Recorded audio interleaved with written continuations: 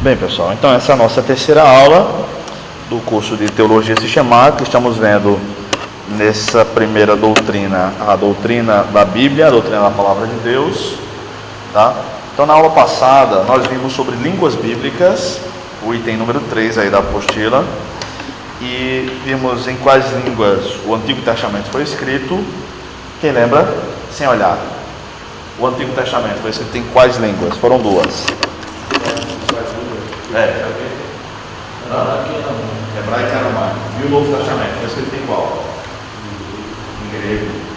Tudo que nós temos hoje, ou seja, a nossa Bíblia, a Bíblia que nós usamos no dia a dia, é uma tradução. Cada Bíblia que a gente tem é uma tradução. E são traduções bem feitas, na maior parte. E aí esse foi o outro assunto que a gente começou a ver na aula passada. Traduções da Bíblia. Tá?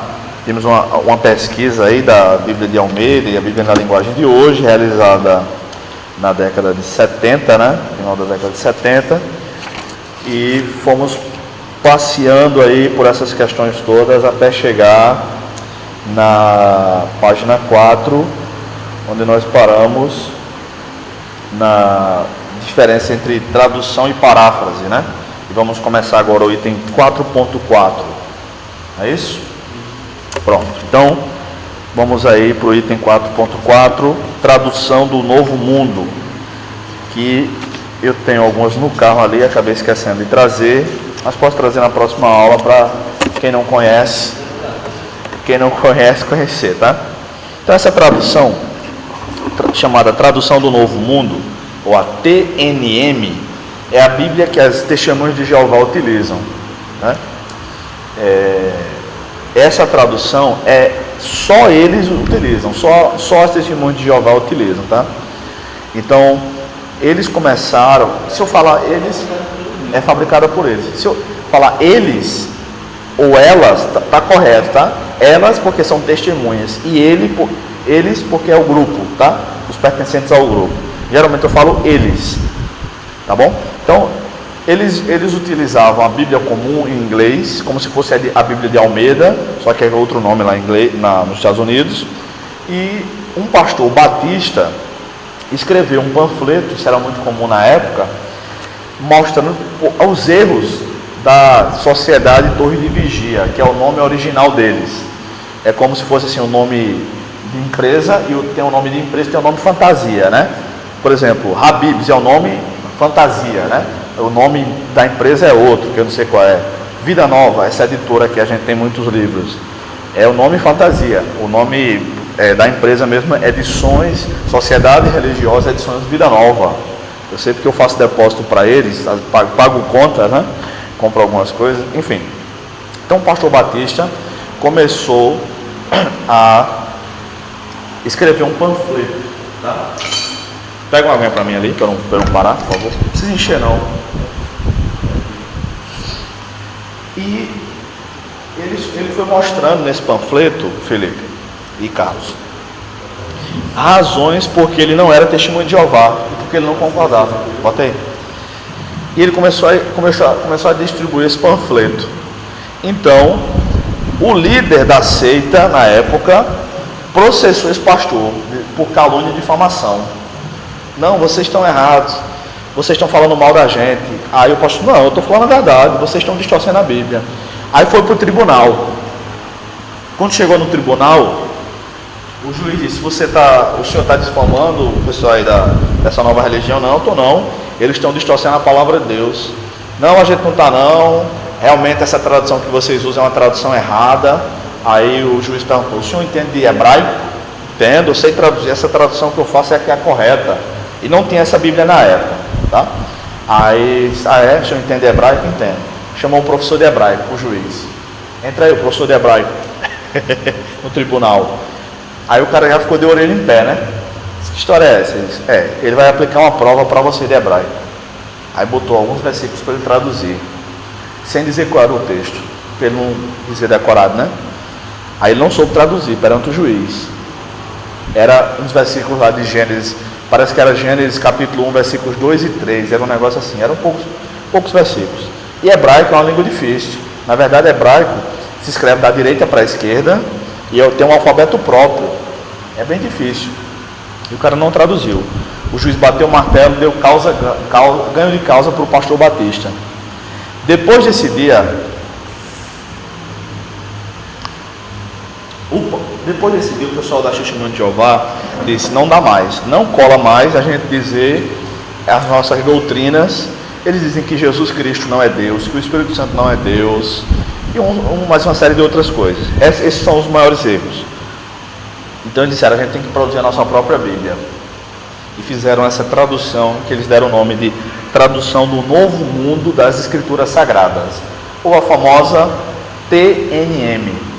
Essa Bíblia é produzida por eles e só eles aceitam no mundo inteiro, tá? Então eu tenho umas versões em casa, até ganhei recentemente algumas versões de um ex-testemunho de Jeová. Uma amiga minha que trabalha comigo. Hã? Tem? Traz pra gente dar uma olhada. Rapaz, traz pra gente dar uma olhada. E eles têm a própria tradução deles. Agora, ano passado saiu uma Bíblia uma tradução mais nova, é uma capa cinza, realmente é um material muito bem trabalhado. Eles têm a própria gráfica deles, tá? Se tivesse como passar aqui, eu passaria um vídeo, mas eu vou. São muito organizados, profundamente. O site deles é muito bom, é jw.org. Aí já vai abrir em português, que é Testemunho de Jeová em inglês, né? E eu vou mandar o link do vídeo para vocês darem uma olhada sobre essa nova tradução. Eu sempre exibo nas aulas. É muito bacana esse vídeo explicando e tal. Então, só que a dificuldade dessa tradução que eles usam para distorcer textos bíblicos é que, além de tudo, não tem o nome de quem traduziu. Então, se eu conhecesse profundamente hebraico, não conheço. E eu conhecesse profundamente grego, não conheço profundamente, conheço pouco de grego, eu uso um pouco de grego com programas de computador. De hebraico também, com programas de computador, com funcionários que me ajudam quando eu preciso.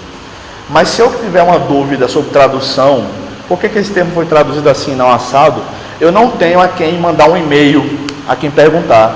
Essa minha Bíblia aqui, eu tenho aqui no comecinho dela, eu estou usando a Almeida 21 já desde 2008, essa aqui é a terceira edição, tem aqui, ó, Equipe de Tradutores e Revisores da Bíblia Almeida, século 21. Aí tem o nome dos cabras, ó. Aldo de Abraão de Almeida, que é assembleiano, né? Aldo Menezes, que é anglicano, Daniel de Oliveira, e por aí vai. O nome de cada um e o que cada um fez nessa tradução. Se quiser dar uma olhada, se eu achar um erro aqui, eu posso mandar um e-mail para eles, posso procurá-los e contestar. Olha, isso aqui está errado, tá? Como vez por outra, nós vamos encontrar alguns erros. Também tem um livro também, né, que diz escritor, as suas funções. Exatamente. Vez por outra, eu vou fazer uma correção de um versículo ou outro, tá? Tradução é uma questão muito difícil, então não tem uma tradução perfeita não, tá? A que eu mais gosto é essa daqui, Almeida 21, mas eu uso outras. Saiu agora a nova Bíblia Viva, desculpa, a nova versão transformadora, NVT. Um professor meu, foi o Carlos Oswaldo Pinto, foi meu professor no mestrado, eruditíssimo, meu Deus, ele morreu em 2015. Um homem brilhante, realmente, um grande teólogo. Ele trabalhou nessa nova versão transformadora, sabe? Ele morreu antes dela sair, né? Mas o trabalho continuou. Ele não era o único tradutor. Nunca é uma pessoa só, tá? Hoje em dia. E tem coisa que eu entendo por que ele traduziu assim, por que ele traduziu assado. Enfim, com a tradução do Novo Mundo não é possível. Um dos principais erros da tradução do Novo Mundo é dizer que Jesus não é Deus. Então eles distorcem inúmeros versículos. Eu tenho aqui no meu livro, eu coloquei eu fiz uma tabela com alguns versículos que eles traduzem errado. Esse meu livro aqui, eu acho que a minha maior contribuição é esse capítulo sobre traduções da Bíblia. Vocês sabem, né? Eu já falei aqui. Essa apostila é um resumo desse livro, né? Então eu coloquei aqui no capítulo 4, traduções da Bíblia, uma tabela. Agora vocês podem ler em e-book, né? Que agora eu estou publicando pela Amazon. Mas deve ser pagando na Amazon? Eu? A gente paga na Amazon. Vocês pagam, né? Mas é mais barato, estou cobrando menos, né? Eu acho que assim, salário. Mas tem um aparelho próprio que é para leitura, porque celular e computador, a luz está atrás. Então por isso que é ruim. Tem um aparelho próprio chamado Kindle, que é para leitura, parece um tablet, só que a luz é aqui de lado, não tem luz atrás. É próprio para leitura, então não cansa tanto. Mesmo assim eu também não gosto. Eu prefiro assim. Estava vendo um vídeo no celular, aí eu queria saber como eu comprava o seu tempo. Eu tenho 3 deles, alguns não tem mais. Aí eu estou editando por um site, aí o cara, se quiser, compra pelo site, que eles imprimem sob demanda, né? Você compra, aí eles imprimem e mandam para você. Entendeu? Aí esses que não tenho mais, eu não pretendo mais imprimir, não. Por exemplo. Bem, aí eu tenho uma tabela aqui. Eu coloquei assim, textos na Almeida século XXI e textos na tradução Novo Mundo. Por exemplo, como eles dizem que Jesus não é Deus, é Lucas 23:40, que diz assim: mas o outro, repreendendo, disse: não temes a Deus, nem sofrendo a mesma condenação. Quem foi que falou isso?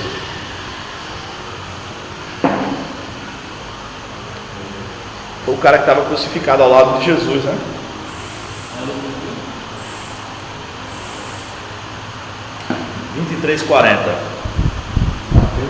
Lucas. Aí na versão dele diz assim: em resposta o outro o censurou dizendo: você não tem nenhum temor de Deus agora que recebeu o mesmo julgamento? Então eles distorcem para dizer que Jesus não é Deus.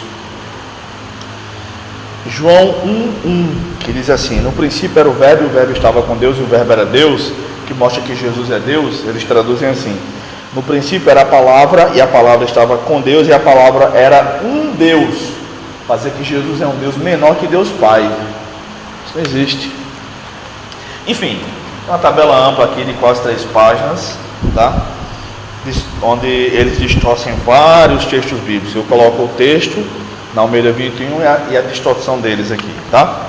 Enfim, vamos lá. Então essa é uma Bíblia que eu vou trazer para vocês darem uma olhada. Carlos tem. Você tem? Pronto. Então já conhecem, né? Na casa da minha mãe, que meu irmão já foi, agora não tem mais. Graças a Deus. Outra Bíblia importante é a Bíblia em áudio. Puxa vida, eu não gosto da Bíblia em áudio. É porque você enxerga. Realmente é melhor ler do que ouvir a Bíblia. Ah, é? Ela.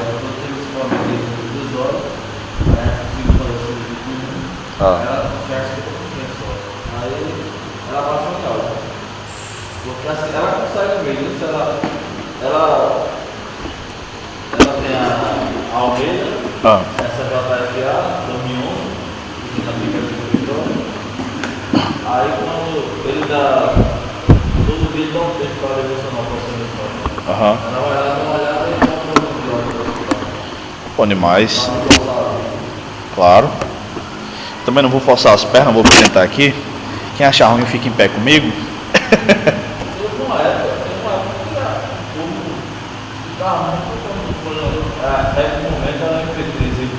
Sim. Era muito livro no MP3, MP4. Era muito pouca gente, realmente.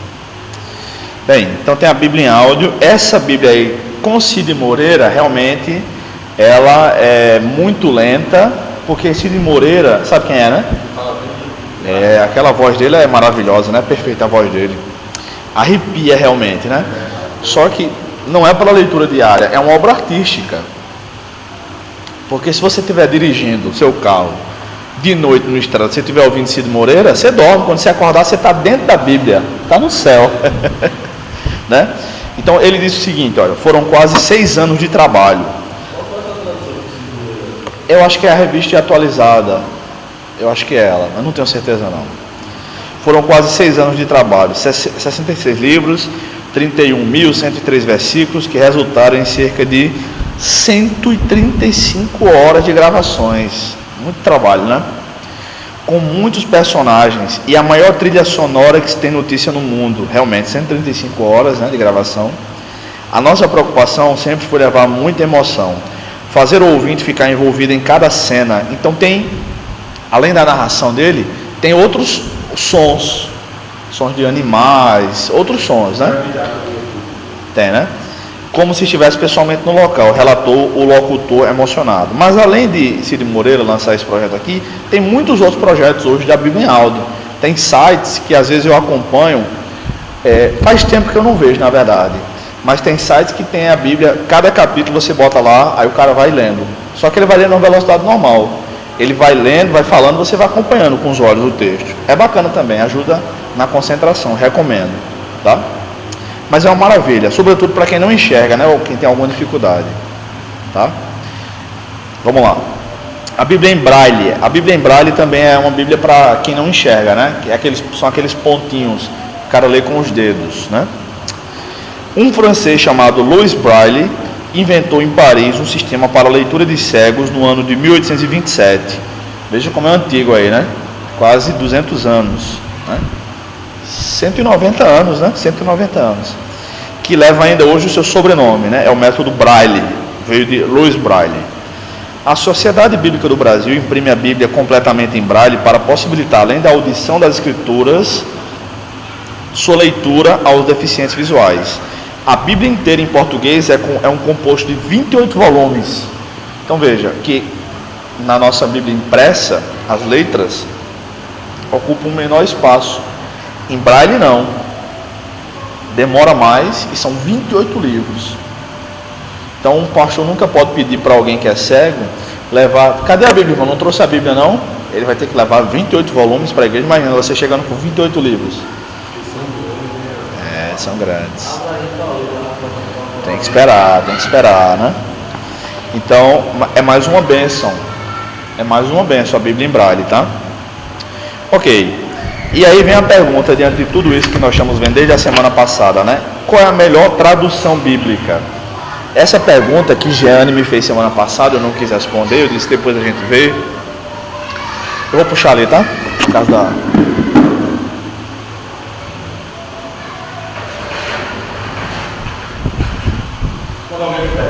Qual a melhor tradução bíblica? Eu respondo, depende do propósito. Para quê? A melhor tradução para quê? Tá? Nós vimos que cada tradução tem um propósito. Será que a Bíblia em áudio que é a melhor? Depende do propósito. Você vai dar para quem de presente? Vai dar para alguém que é cego? É a melhor. Ela e a Bíblia em Braille, né? Ah, não, mas eu quero uma tradução assim, que é a mais fiel ao original. Olha, esse conceito é subjetivo, porque toda a Bíblia diz que é a mais fiel, com exceção das paráfrases. Então veja só, uma Bíblia boa, uma tradução boa, na minha opinião, com base em tudo isso que a gente viu, é uma Bíblia que comunique na minha linguagem, no século 21, agora, no ano 2017. Então a Revista Corrigida, por exemplo, é de 1995. Você era nascido? Mais antiga que você. A gente já era nascido, né? Mas a gente era criança. Tu é de 87, né? Muito nova, mais jovem que eu. Sou de 86. Eu tinha 9 anos de idade, sou mais velho aqui hoje. Então, a tradução que eu mais gosto, particularmente, é Almeida século 21. E eu estou gostando muito também da nova versão transformadora, NVT, recomendo. Acho que ela está mais barata agora do que quando eu comprei ano passado, que estava R$30 mais ou menos. Acho que você encontra mais barato. Não, eu comprei em Recife. Eu estava lá, comprei lá.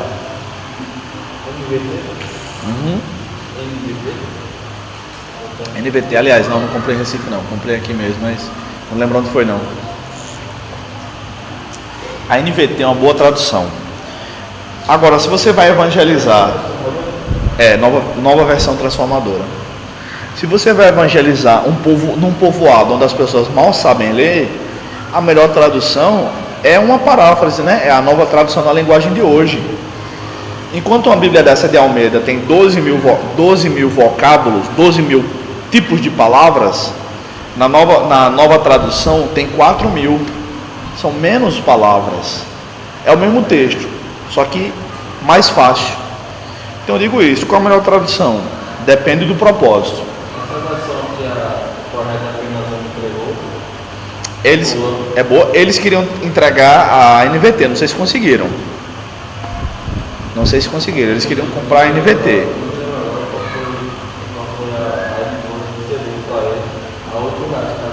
Ah, foi a Mundo Cristão, foi essa. Foi, é da Mundo Cristão a NVT. É outra. Aham. Eu peguei ela pra dar uma olhada. Pronto, é essa. Eu peguei muito boa. É essa. Fácil de ler. Essa tradução de linguagem, ela pode ter alguma palavra diferente, alguma precisa Não, é porque eles traduzem o sentido. Eu vou passar alguns versículos para vocês darem uma olhada em casa. Anote aí, na nova tradução. Como é diferente. Não, NTLH. Anote aí, NTLH, tarefinha de casa. Aí vocês olham na Almeida primeiro. Anotem, olhem na Almeida e NTLH, que é a nova tradução na linguagem de hoje. Vocês olhem na Almeida primeiro o texto, depois olhem nela. Eclesiastes 11:1. 11:1. E depois Amós 4:6.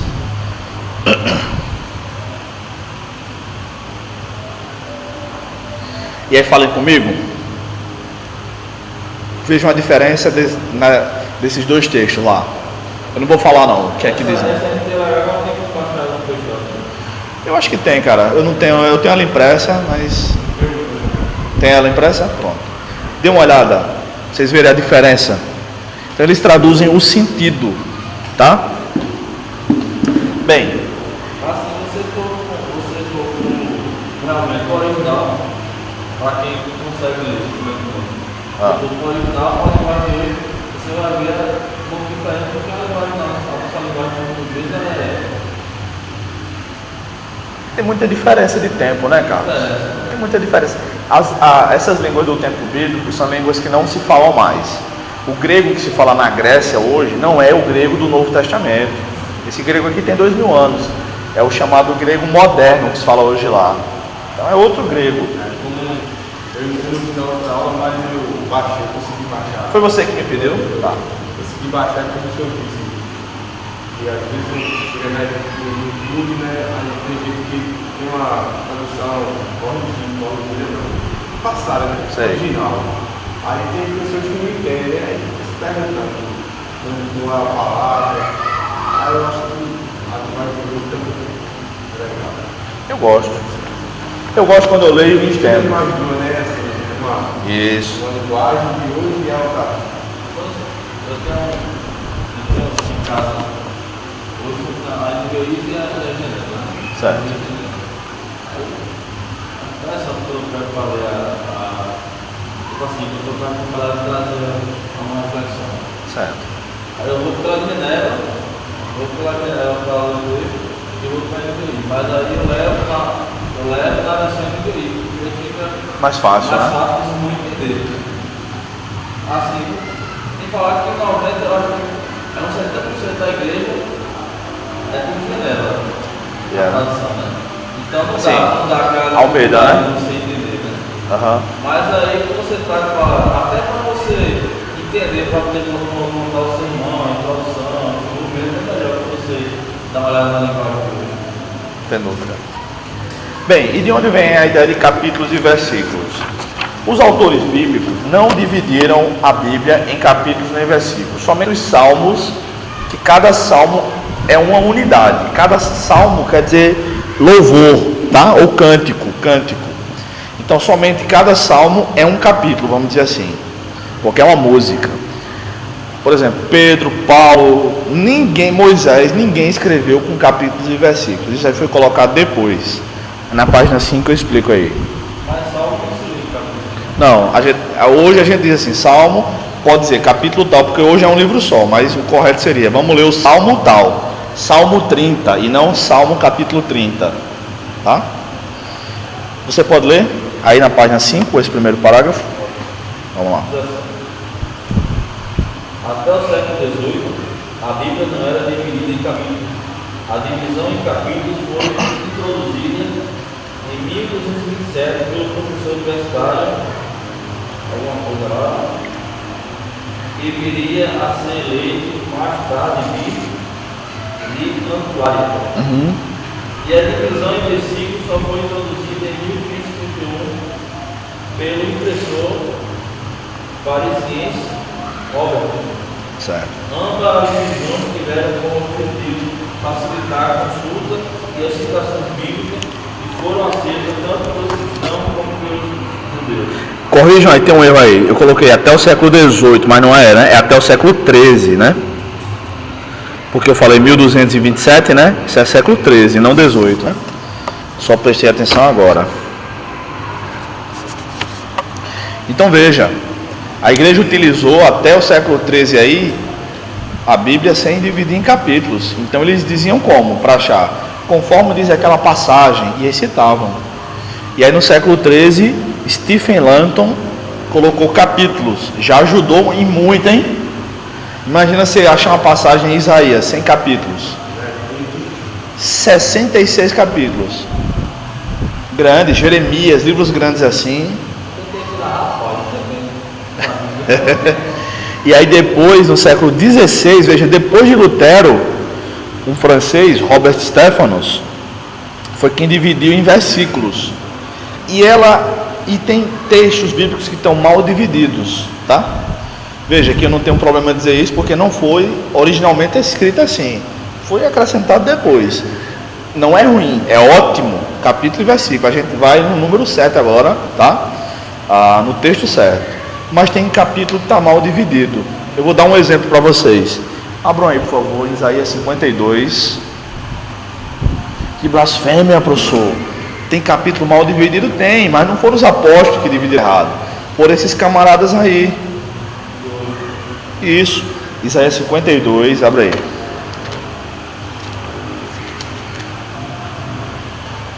Veja só. Eita, tá no. Abre no 13, no 13. 52, 13. Mostra pra mim o texto aí, como é que começa, o 53. Mostra pra mim, você aí, Felipe, por favor. Mostra a tua Bíblia aí. O título está antes, né? Está em 52:13, né? O título aí? Pronto. Exatamente. Isso aqui já é uma correção, veja só. Que o título, isso, não está antes do capítulo 53, ó. Está acima, alguns versículos antes. Porque essa passagem, o primeiro versículo deve ser aqui, e não aqui. Entendeu, Carlos? O primeiro versículo deve ser aqui. Essa passagem começa aqui. O tema começa aqui. O meu servo procederá com prudência, será exaltado, elevado e muito sublime, e vai até o 53:12. Não começa no 53:1. Esse é um capítulo mal dividido, os dois aqui. O 52 termina tarde demais, e o 50 termina tarde demais. O 53 também tem um erro. Entendeu? Se você ler os dois capítulos aqui, você vai perceber que a quebra do assunto é realmente aqui. No 52:13. No 53:1 já é a continuação daqui. Então devia começar aqui o capítulo 53. Devia começar aqui, tá? Mas se você ler os dois capítulos com atenção, você vai perceber isso. Tá bom? Outra coisa, não está na apostila não. O título. Como é que diz o título da sua aqui? Sofrimento, pecado do céu. Como é que diz aí? Dor e glória do servo do Senhor. A minha diz sofrimento e glória do servo do Senhor. Esses títulos em negrito não tinha na Bíblia também. Isso é a sociedade bíblica que colocou, e às vezes está errado. Vou dar um exemplo de um título que está errado demais. Como é que a gente chama aquela parábola que Jesus contou, que um camarada pediu herança ao pai, foi, gastou tudo, depois voltou. Não, filho? Não, prodígio não. Aí veio o quê? Não tem o quê? Como é que a gente chama aquela parábola que Jesus contou? Do filho que pediu herança ao pai antecipado, filho pródigo. Ok.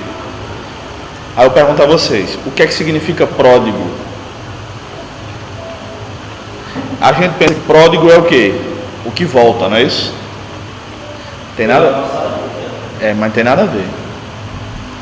Qual é a moral daquela história? É que o filho volta, não é isso?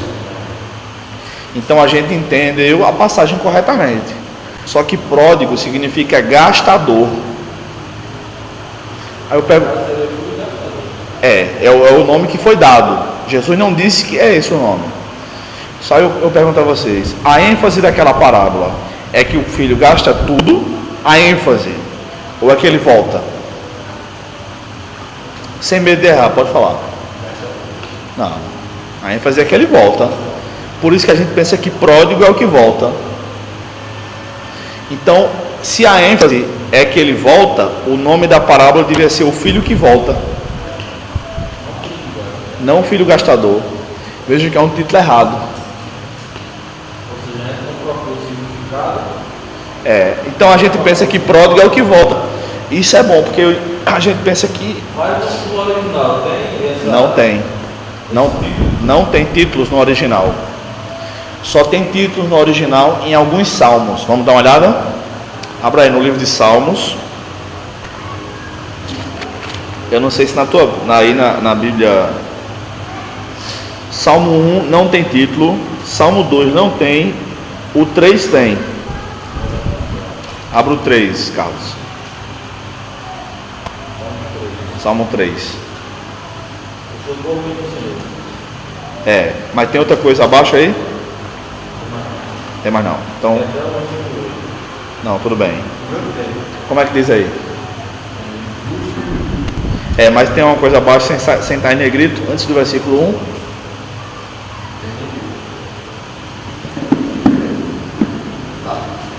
Não, no 3, filho, no 3.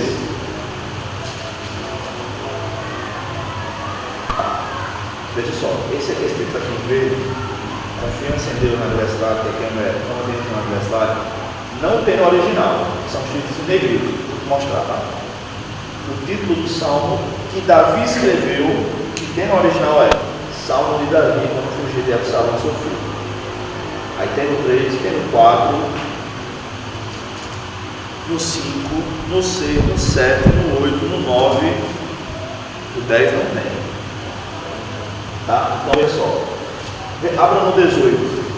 Eu vou mostrar já. Então no caso, esse livro é quem traduziu. Como água. O que é? Olha só. O que tem nos Salmos, o único livro que tem título é o Salmos.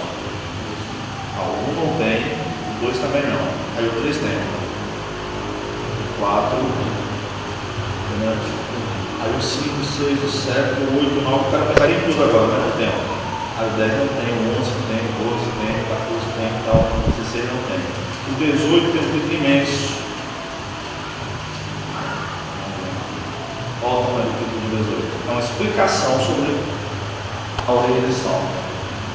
Percebeu aí, Felipe? Que o salmo 18 tem um título grande? Então, se a gente fosse ler corretamente esse trecho, irmão, vamos ler aqui o salmo 18. O começo do salmo não seria eu te amo, ó Senhor, minha força.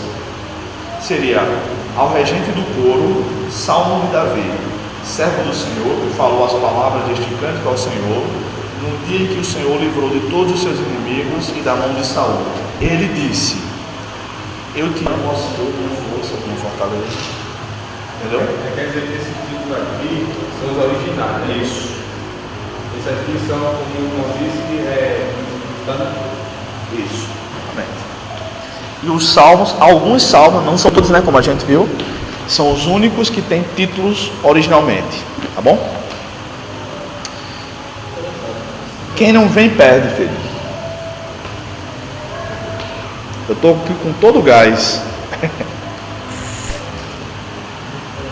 Ok, então vamos passar. Ao longo do tempo, vocês vão perceber que tem outros versículos que estão errados, outros capítulos.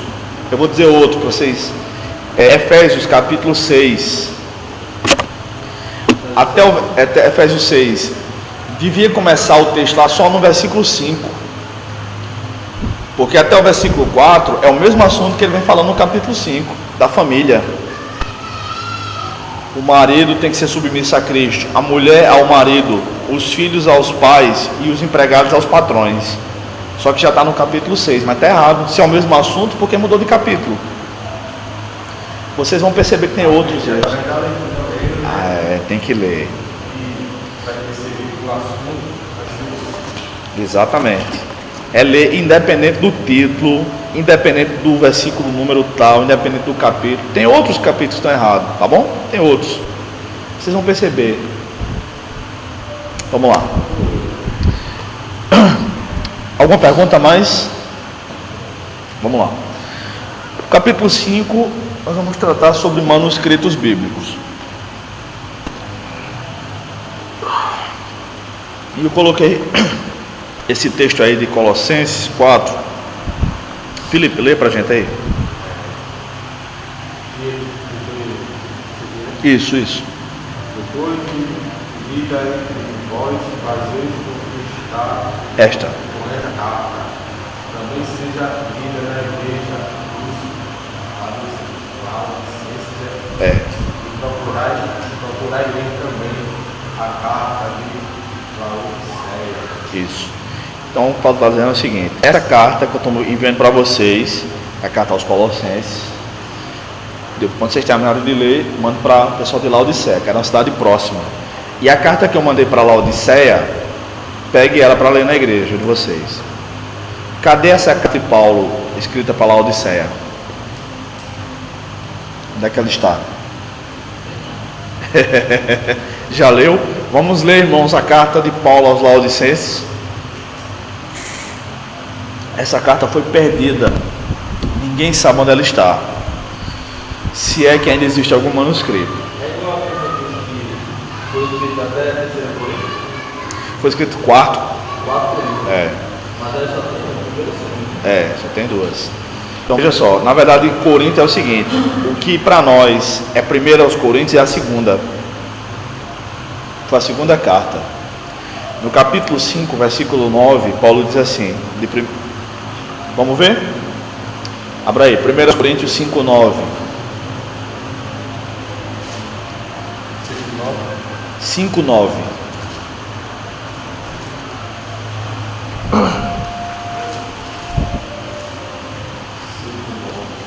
Leia com calma aí.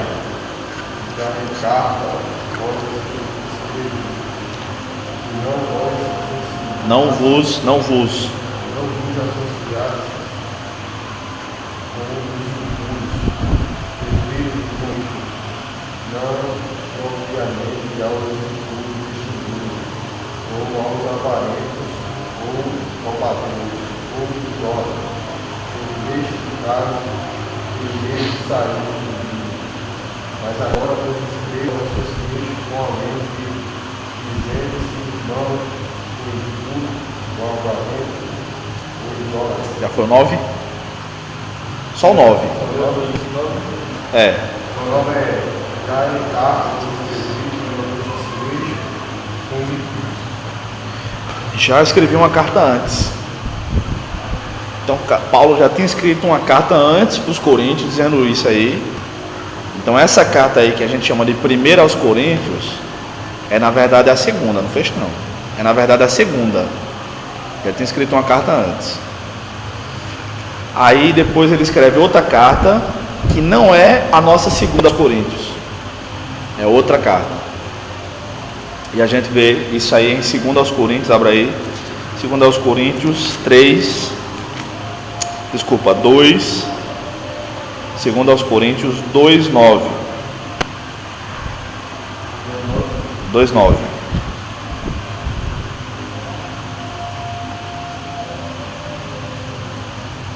É por isso, para isso também que escrevi, para com esta prova saber se sois obedientes em tudo.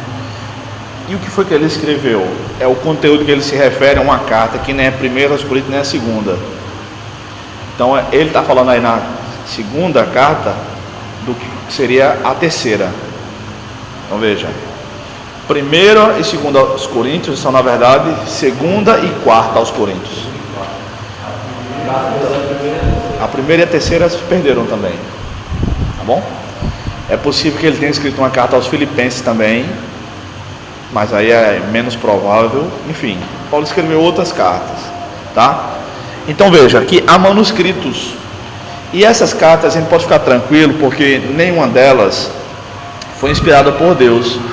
A gente viu isso na primeira aula, que tudo que Deus quis entrou na Bíblia. Nada entrou na Bíblia por acaso e nada faltou.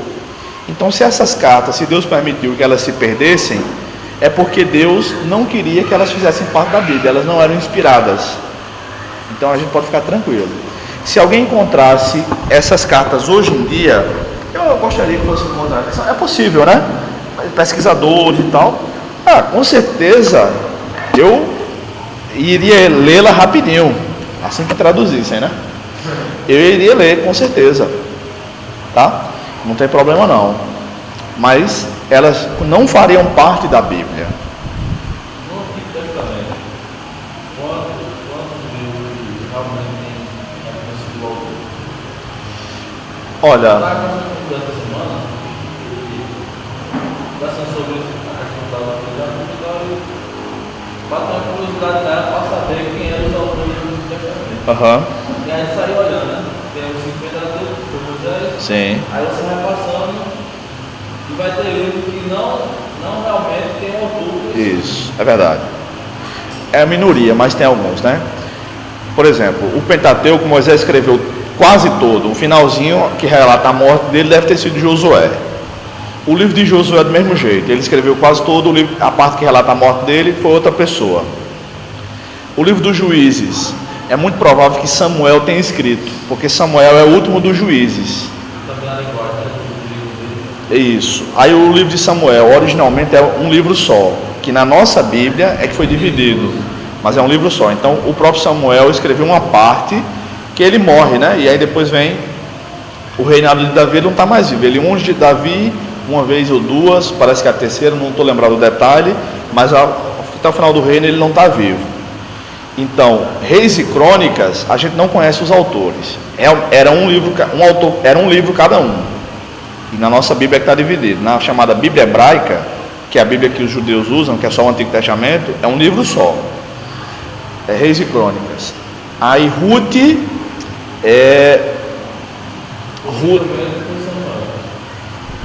que é da época de Davi também, né? Possivelmente foi Samuel. A Esther, a gente não sabe quem escreveu. Não menciona o nome de Deus, né? Nem por nome, nem por pronome, mas a gente vê a mão de Deus ali. Então a gente não sabe. Parte de Samuel, Reis, Crônicas, Esther, Esdras e Neemias era um livro só. Pode ter sido Esdras, já que ele era escriba. Ele era copista da lei e era escritor também. E foi ele que organizou esses livros na sequência que a gente tem, que eles têm hoje. Foi Esdras que organizou também os Salmos em 5 livros. Mas não foi ele que escreveu. Os Salmos, 73 Salmos foram escritos por Davi. Mas os outros 77, os filhos de Corá, a gente não sabe exatamente quem foram. Asaf escreveu o Salmo 73, Moisés o Salmo 90 e mais alguns autores, a gente também não sabe. Quem? Não tem atribuído nenhum salmo a ele não. É pouco provável. Os provérbios foi Salomão. No final fala do rei Lemuel. Lemuel é outro nome para Salomão. Então os provérbios é um resumo. Salomão escreveu mais de 3.000 provérbios. E ali não tem 3.000 provérbios, tem 1.000 e poucos provérbios, se não falha a memória, né? E os profetas é mais fácil, né? Cada um escreveu o seu próprio livro, né? Profetas é mais fácil. E no Novo Testamento nós conhecemos quase todos. A gente só não sabe quem escreveu Hebreus. Eu tenho certeza que não foi Paulo. O que há de consenso é que a gente não sabe. Eu tenho certeza, para mim, eu defendo que nunca foi Paulo, porque não faz sentido o cara escrever 13 cartas que a gente conhece exatamente do mesmo jeito, escreveu uma que não tem nada a ver. Como é que foi do mesmo jeito? Saudação, bênção, oração, doutrina e prática. Esse é o estilo paulino. Todas as cartas dele é assim. Paulo, apóstolo de Jesus Cristo pela vontade de Deus, ou Paulo fulano e fulano, tá? Ou Paulo servo de Deus aos filipenses. Sempre dou graças a Deus quando lembro de vós. Aí vai, deseja bênçãos ou faz uma oração logo no começo, desenvolve a doutrina e vai fazendo as aplicações práticas. Quando a carta é mais grande, quando a carta é maior, como Romanos, ele faz por seções: teologia e prática, teologia e prática, teologia e prática. No final, nomes pessoais, com exceção em Efésios, que Efésios era uma carta que deveria circular pela região, então não há menções pessoais, porque ele escreve para Filipe, Bruno e Carlos, mas Filipe, Bruno e Carlos só tem aqui, não tem na outra igreja. Então a gente não sabe quem escrever Hebreus, o restante a gente sabe. Então a maioria a gente conhece, né? A maioria dos autores. Então vamos lá. Então veja só, até o século XV da nossa era, por volta do ano 1450, 1455, um alemão chamado Johannes Gutenberg, ele criou um negócio chamado de imprensa. Imprensa era porque imprensava mesmo. Para imprimir, ele criou tipos móveis de metal. Cada letra, cada símbolo, um espaço, um ponto, uma vírgula, cada sinal fonético, cada coisa que está impressa aqui, por exemplo, tem que ser feito um molde, um negocinho de metal. E aí ele pegava o texto que tinha manuscrito, formava e botava na imprensa dele lá, e imprensava com tinta mesmo. E a primeira vez que se reproduziu um texto de forma ampla, igualzinho, foi em 1450, com Gutenberg na Alemanha. Até 1450, todos os livros eram copiados à mão. Então por isso que havia manuscritos, escritos à mão. Então a Bíblia foi escrita em todos esses processos aí. Veja só. Escrita cuneiforme, barro, um tablete de barro, argila, um tipo especial para escrever. Pegava como se fosse era uma ferramentazinha que fazia uma escavadazinha de nada, em formato de cunha, como se fosse um anzol, tá? Olhem para cá. Aí o cara vinha no barro, tablete de barro, grosso, né? Não era assim, e cavava um pouquinho o formato da letra. Essa é escrita cuneiforme. O barro secou, está pronto o livro. Era a tecnologia que tinha na época.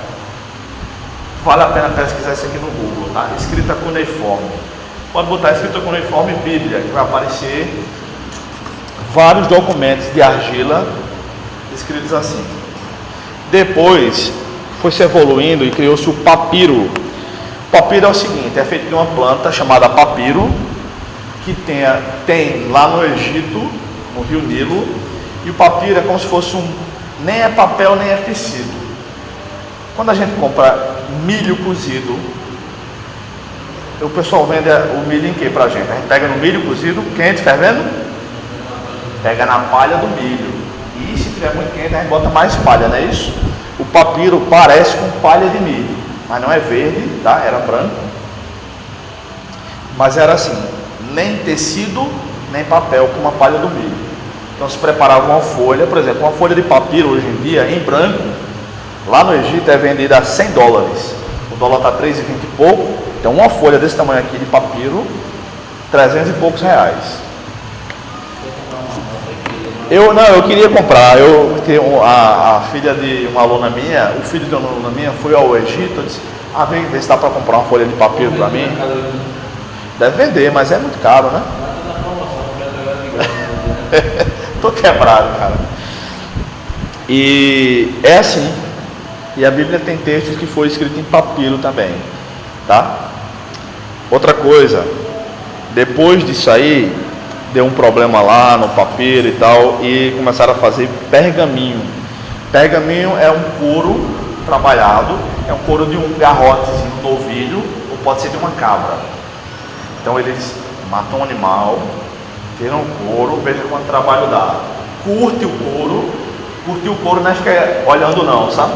Eita, que couro bacana, não é isso? Curtir o couro é preparar o couro. Aqui em João Pessoa eu acho que não tem nenhum curtume, né? Em Campina Grande, eu jogava bola lá, no bairro Bodó Congó, onde eu morei, e a gente passa. Meus pais são de lá, eu morei 2 vezes lá. E a gente passava por um lugar chamado curtume. E quando eu era pequeno eu pensava que estava escrito errado, né? Eu pensava que o certo era costume. Aí meu pai me explicou, não, curtume é onde trabalham com couro, é um cheiro ruim danado. Então, e é muito caro, porque o cara tem que pagar pelo couro do animal. Então, muitos manuscritos bíblicos foram produzidos em pergaminho.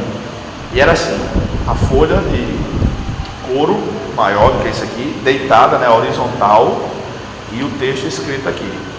Agora imagine, comprar couro para escrever em cima, muito caro, né? Então, a Bíblia também foi escrita em pergaminho.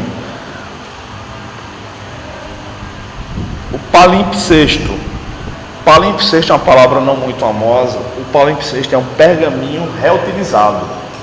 Então você tinha um pergaminho lá de um livro, As Crônicas de Nárnia. E aí você queria escrever um livro bíblico, fazer uma cópia para você. E na época não tinha livraria, o cara não comprava, era copiado à mão. Aí você fazia o seguinte, fazia uma raspagem, não é couro? Pegava um negócio como se fosse um estilete, uma faca. Estilete não tinha na época, né? Fazia uma raspagemzinha assim no couro, para apagar as letras. E aí você escrevia ali por cima. Isso é um palimpsesto, é um pergaminho reutilizado. Hoje em dia, por conta da tecnologia com luz, infravermelho, ultravioleta, o escambau, hoje em dia dá para ler, com a ajuda dessas máquinas, computadores e tal, quando eles acham um pergaminho, dá para ver se tem alguma coisa escrita antes. Eles conseguem ler o que está escrito agora e o que foi apagado, porque foi raspado aí com a luz ultravermelha, ultravioleta, sei lá, fica o texto lá. Eu sei que o que era usado da mão. Não, eles escreviam do lado e do outro. Escreviam do lado e do outro. Por isso que tem um texto lá em Apocalipse que João disse que vê um livrinho, um rolo, escrito por dentro e por fora. Escrevia dos 2 lados. E quando Deus disse assim para Jeremias, Ezequiel e para João no Apocalipse, ele achou um livro, né? É um rolo, porque eles veem um livro não como esse livro assim nosso, que tem lombada ou dorso. Isso aqui, isso é do século XV, livro assim, tá? Livros para ele era assim, ó. Era assim. E aí João no Apocalipse vê um livro selado com 7 selos. O que é um selo? Para a gente selo é de carta, para eles não. João viu um livro, eles faziam um livro assim, e eles fechavam com um selo assim. Pegavam um pouco de cera, derretia, botava assim e ficava uma cola. Aqui onde está meu dedo, como se fosse um pedaço de durex no selo. Então, se eu fosse o funcionário de algum rei, empregado de algum rei, tivesse que levar uma carta do rei Felipe para o rei Carlos, levava o selo. Quando derretia a cera, aí o rei tinha um anel, botava assim com o brasão da sua família ou do seu reinado, para dizer, não, esse é um negócio oficial, um documento oficial. João viu um livro fechado com 7 selos, 3 para cá e um no meio. Ou seja, um livro muito fechado. Era como se hoje ele tivesse visto um livro com zíper, com cadeado, entendeu? Por isso que ele diz, ninguém foi digno de desatar os selos. Aí, mas o leão da tribo de Judá, aleluia, ele foi digno de achar, rompeu os selos, ou seja, ele tinha autoridade real, autoridade de rei para tirar os selos, abrir o livro e tudo mais. Era assim. E aí quando Deus disse assim, coma esse livro, ele come, é como se ele estivesse comendo rocambole. Tá? Sabe o que é rocambole, né? Lá em Recife chama bolo de rolo. Bolo de rolo. Então estava o livro assim, aí João pega e come. Jeremias diz que comeu, João também disse que comeu, e foi doce na boca e amargo no estômago. Isso fala da palavra de Deus, que é doce para aquilo que a gente precisa ser adoçado. Antes a nossa vida sem Cristo era uma vida sem gosto, mas agora nós experimentamos as delícias de Deus. Mas é amargo porque a palavra de Deus também nos confronta, nos corrige quando nós estamos errados, em pecado, com orgulho e tudo mais. Mas ela é doce como quem passa aquele remédio que para de arder a queimadura e por aí vai. Tá bom? Então esse é o palimpsesto. O códice, dessa palavra códice, vem a palavra código. Tá? Quem inventou isso aqui foram os cristãos. Então veja só. Nós temos nessa apostila aqui 9 páginas, não é isso? 7 páginas. 7 páginas não faz muito volume. Mas se fosse 7 páginas de couro, fazia um volumezinho, né? Sei lá, mais ou menos assim, um por cima do outro. Então os cristãos, eles tendo feito cópias do Novo Testamento, de livros inteiros do Novo Testamento, eles queriam que esse texto, por exemplo, os 4 evangelhos, circulasse junto. Nós vamos mandar esse Novo Testamento, uma cópia para a igreja batista lá de Gabeira, a igreja de Carlos. Mas não quero mandar as coisas separadas. Então os cristãos tiveram a brilhante ideia de costurar essas 7 páginas aqui do lado, como a gente faz hoje com a espiral. A gente imprime um documento, a gente pode, como é que a gente chama? Encapar, encadernar, né? Aí a mulher vai lá, fura, pega o espiral, sai rolando assim, né? Pronto, eles costuravam. Então esse aqui virou um códice, eles chamavam de códice. A partir desses cadernos, os romanos no século I tiveram a ideia de escrever as suas leis. Por isso que virou um código penal. Código é códice, codex, né? Então quem inventou os códices, que são folhas de couro costuradas assim como se fosse encadernado, foram os cristãos. Coisa é couro, tá? Os cristãos que tiveram essa ideia. Muitos documentos, muitos manuscritos estão assim, nesse formato. Finalmente surge o papel. Graças a Deus. E hoje nós compramos uma resma com 500 folhas, R$20 ou menos, né? Hoje a gente imprime. Eu tenho impressora em casa, mas não uso, porque é cara a tinta, né? Eu não uso todo dia, então não vale a pena. Eu uso só como scanner. O cara eu vou numa gráfica que eu vou ali perto da Juvep, do lado do Pio Décimo ali. Eu imprimo lá desde 2005, quando eu comecei a estudar lá no seminário. Eu já sou cliente, eu já chego, já uso o computador, já digo quanto foi, facilito já, né? Sou de casa. Então, com a chegada do papel agora acabou, muito mais barato. Aliás, o item 5.7 fala do preço dos materiais. Então veja só, essa apostila que eu fiz para vocês, como eu imprimi lá, nesse lugar que eu estou falando, foi 70 centavos. Lá perto de casa tem um lugar que imprime, mas como eles não imprimem muito, uma página é 60 centavos. Então lá onde imprime muito é 10 centavos, se eu imprimir muito.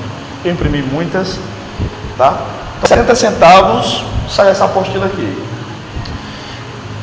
Na época do primeiro século, na época que o Novo Testamento estava sendo escrito e tudo mais, uma página de couro ou de papiro, os estudiosos dizem que era em torno do preço de um livro popular hoje.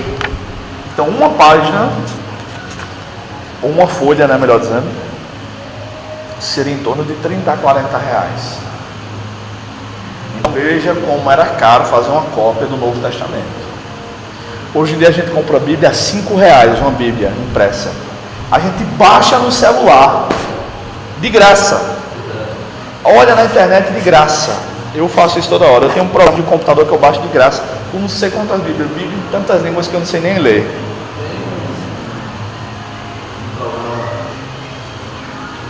Menos na palavra.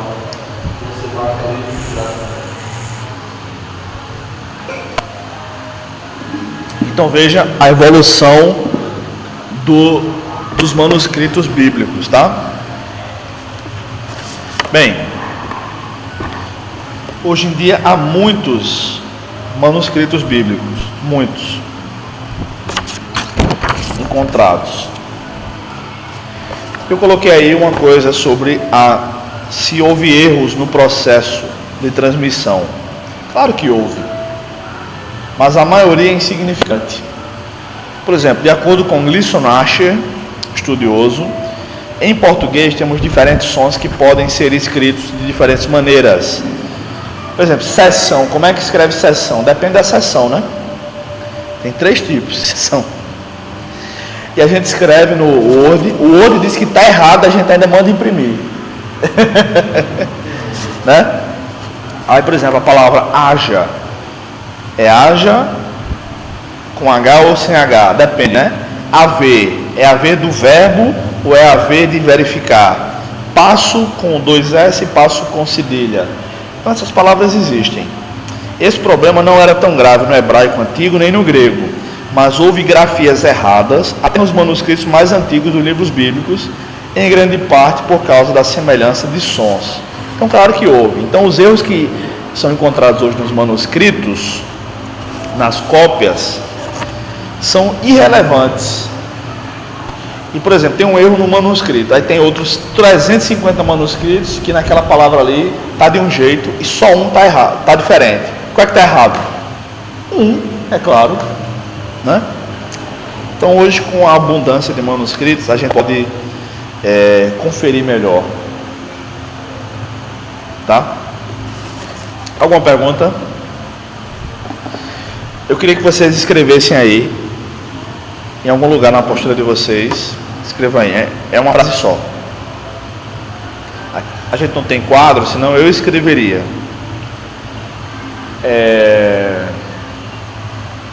Coloca tudo em letra maiúscula, tudo junto, sem dar espaço. Eu vou soletrar para vocês. Está escrevendo aí, Carlos? Posso? Está escrevendo? Está escrevendo? É uma frase só. Eu vou soletrando. Coloca tudo junto.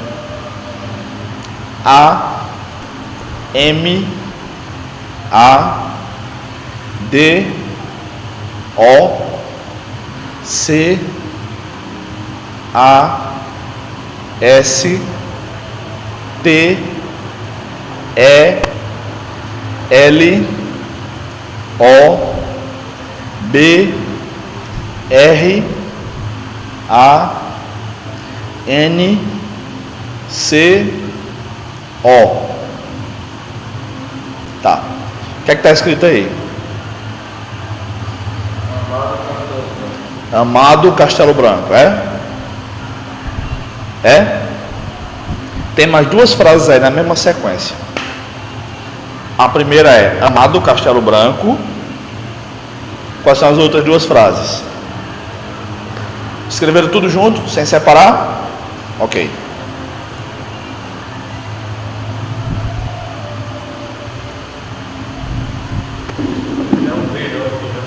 Não, tá tudo certo aí. Branco? Mais 2 frases. Branco. É branco. Falou que escreveu comigo. Não, é branco. B. Isso. Amado Castelo Branco. Posso falar? Ama do Castelo Branco. Ama do Castelo Branco. E tem outra frase ainda.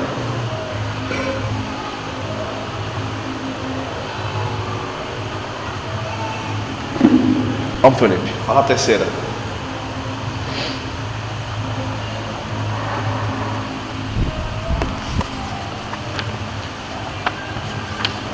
Não?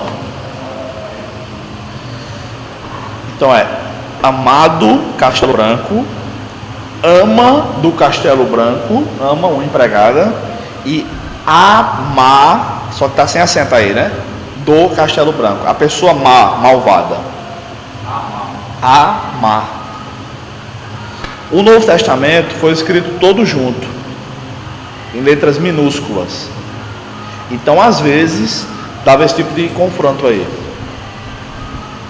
como esse aí. Uma sequência de letras pode significar mais de uma coisa, só que aí o contexto vai dizer o que é.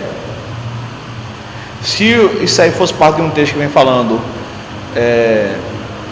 se o nome do cara fosse Amado, como Amado Batista, a gente sabia que era Amado Castelo Branco, o nome dele.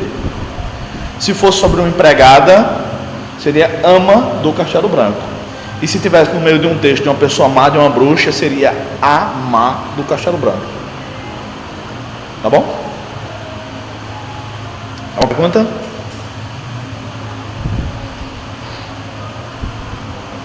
Então vejam só, eu prefiro parar o conteúdo por aqui hoje e a gente continua na próxima aula. Tá bom?